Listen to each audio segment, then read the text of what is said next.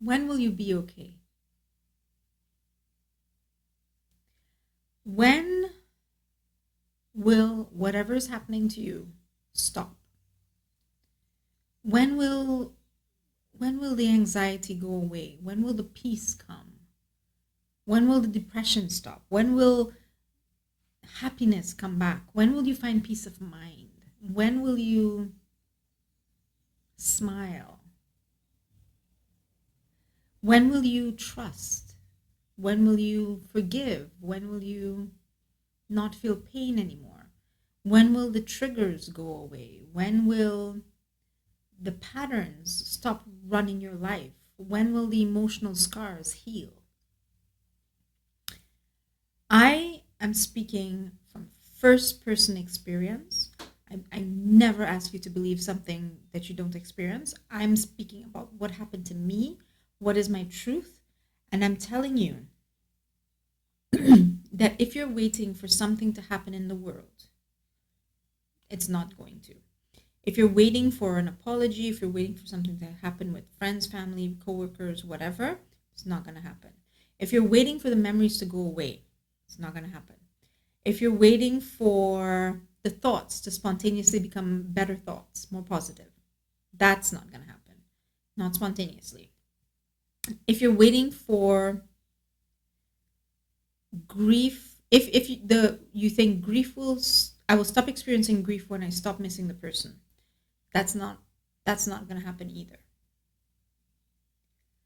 Whatever you're looking for to affect your experience of life in this moment is not going to come, or if it does come, it's not going to help. I was released from depression, really bad anxiety. I was granted forgiveness. I was granted peace of mind. I was healed of insomnia. I was, what else? My anger, my patterns, my fear, my self-esteem. I could sit here for hours and tell you all the things that changed in my life. And they did not change in the physical world. And they did not change on the mental level. They changed. My experience changed when I learned to experience what I am. When I remembered. So the first question that I asked, when will you be okay? You will be okay when you remember. You have to remember your nature. You have to remember who you are, what you are, how you are. And when you understand that, you will understand that you have been allowing your experience of this world to be one of suffering, and you have been allowing the suffering of things that are not you. And again, I speak with compassion. I'm not belittling what is happening to you. I'm not saying that you were not abused and you did not suffer injustices and you did not go through war and trauma and devastation and loss and violence. I'm not saying those things, I'm saying that you are suffering the past in the present. If you have anxiety, you're suffering the future in the present. And you are suffering the thoughts that go through your mind as though they are you. You are suffering the things that happen to your body as though they are you. And again, this is not some clickbait catchphrase thing. I experienced terrible physical illness and discomfort. And I'm telling you that you can get to the point where you are throwing up in the middle of the night, but you're still smiling. You're still at peace. You still have a sense of humor. You still feel joy and for life. You still enjoy the experience of your life. Because the two are not dependent on each other. What is occurring to you at a mental level, what is occurring to you at the physical level, and what is occurring to you at the social level, cultural level, family level, economic level, none of these things are you. When you find who you are, when you realize, when you remember, because this is not some thing that you have to attain that only happens to a few people, that maybe you get a glimpse of once and you have to take some magic potion and go to this great person who can make you aware of this for a second. No. This is something that you always knew, that you already knew, something that you are allowed to know, and something that you can know in this realm while you live your life. When you know this, when you know who am I, what am I, how am I, then none of the other things affect you. So we can go on about this. I have a lot of videos on different aspects of how to remember who you are, what you are, and how you are. But essentially, you want to remember that you are an eternal, complete, spiritual consciousness that is experiencing whatever is happening in life. Whatever is happening in life is coming in front of you and you're responding to it, you're learning from it, you're co-creating with it, you're solving it, you're changing from it, you're healing it, but it is not happening to you. To you. How can I make this clear? I can tell you one of the ways that was very like a light bulb for me. Can you be aware of the fact right now that if I ask you, are you tired? You may say, yes, I am tired. But let's walk through this. Okay. Is your body tired? Is your back and your neck and your feet and your shoulders, is your body tired? Okay. Yes, your body is tired. Great. Is your mind tired? Are you tired of thinking? Are you tired of logic and reasoning? Are you tired of all the things that you've had to deal with today? Yes, your mind is tired. But you are not tired. You, what you are, is not tired. What you are has never been tired. Tiredness is not an experience that affects you. Dwell on this, contemplate this. Contemplate any of the other metaphors. I have a beautiful meditation called You Are the Sky, Not the Clouds. You know, I do a lot of visual metaphors because they really help you to have an experience, a glimpse of the experience of who you are. Sometimes I say, if the rain is falling on the car, you are not getting wet. You are inside the car. The wetness is occurring to the car, to the vehicle that you're driving, but you are fine and you are safe. If you contemplate this, a shift will occur inside of your being, and you will understand who you are, and you will understand how you are, and you will start to dwell in that place. You will be okay. You will be, I am undamaged, unbroken. I do not need to be repaired. I do not need to be fixed. I am not overwhelmed by any of the things that happen in life.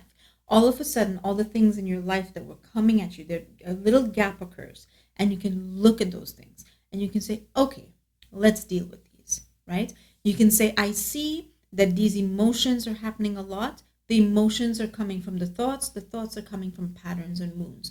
Let's release and heal those wounds. And then you can change your emotional experience.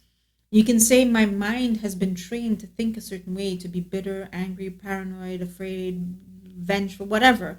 And you can say, let me retrain my mind to choose and select a different thought stream. And when you do that, you'll see different solutions, you'll make different decisions, and you will interact with people differently. And then you can say, whatever, I have been avoiding this issue. I need to speak to this person. And you will go and you will tackle each and everything in your life, and it will fix itself. And what's beautiful, this is where the magic comes in. When you are dwelling in the I am, in the self, in the higher self, this is where magic occurs. This is the level of your being from which creation occurs. So if you're an artist or musician, you know that wonderful things come to you when you're in this state. More so, this is the state of physical healing. This is the state of spontaneous emotional healing. all the patterns that you're trying to release through shadow work and therapy could be released much faster or even spontaneously when you allow this state, when you remember this state and you remember who you are. Because you're bringing in that divine level of consciousness. You're allowing a smarter, more capable, more powerful version of yourself to affect your life. And just beautiful synchronicities. You will be led to the right person. You will be given the right idea. Solutions that you did not think were possible will show up to you. But the solution to all of what is troubling you does not exist out there in what is troubling you. It doesn't. Because you can spend your entire life rearranging things and tackling the situations in life. I'm not saying don't tackle them. I'm not saying that you should ignore life and pretend that life is okay. No, of course you have things to do. But if you begin by focusing on what's in the world, you will still be miserable. You will be exhausted at the work. You will be frustrated at the people who are not helping. You will be, and more thoughts will be released and more emotions will be released, and you'll be depressed and you'll be anxious again and again and again. And all of the effort that you're putting at solving the things in the physical world are not going to yield the results that you're looking for, because the wound is not the physical world. The wound is the disconnect from your spirit. So here's another metaphor for you, because I love metaphors. If you looked at your hand and you're like, oh, there's some blood there, I should wipe that up, and you take out your first aid kit and you're wiping up the blood, and you get some gauze and some cotton and you get a little rubbing alcohol and you're like, ooh, I wiped all the blood up. Would you be okay? No, because a little bit later today, tomorrow, whatever, you would realize, oh my God, there's more blood. And then you just wipe it up again and wipe it up again and wipe it up again and wipe it up again. And there would be little gaps of being like, oh, it seems to be okay. But you are not going to be okay until you figure out, why do I keep bleeding? What is the source of the fact that I'm unhappy? What is the source of the fact that I'm worried? What is the source of the fact that I'm anxious? And it is not a memory, an event, or a trauma.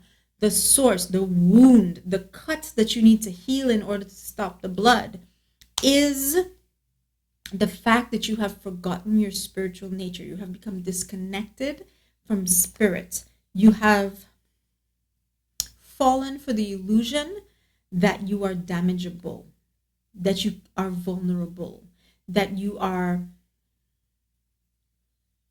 imperfect, that you lack something, that you need something. This lie, this misunderstanding of your nature is what is causing you end up with anxiety. You do some sort of treatment to fix the anxiety, the next day more anxiety, or the next month or the next year. Depression, same thing. Addiction, same thing. Frustration, same thing. Anger, it's bad situation, bad relationships, bad jobs that don't end well. Why is it happening over and over? And you can look at it and say, oh, maybe it's my emotional patterns, but before that, the root of all of the domino effect. What is the first domino that fell?